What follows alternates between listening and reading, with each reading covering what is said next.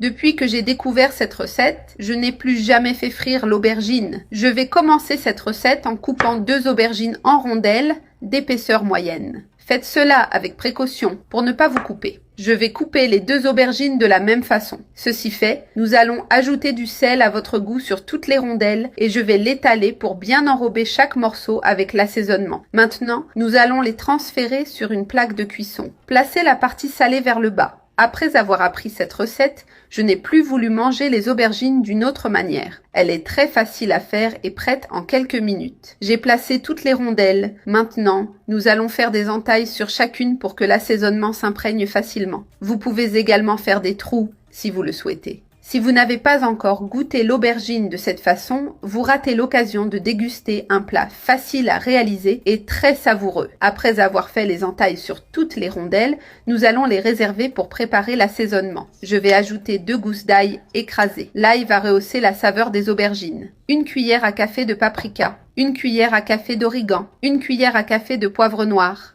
1 cuillère à café de sel.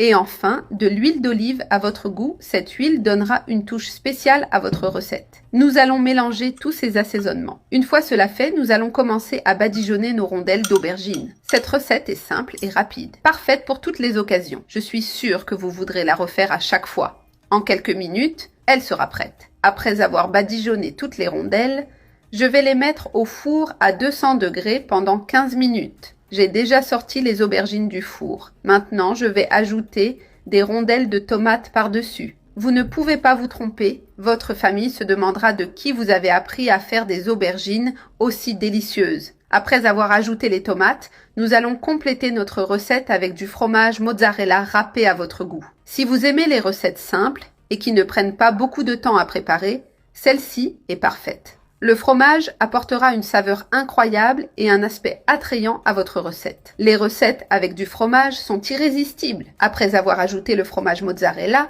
je vais le remettre au four juste pour gratiner le fromage.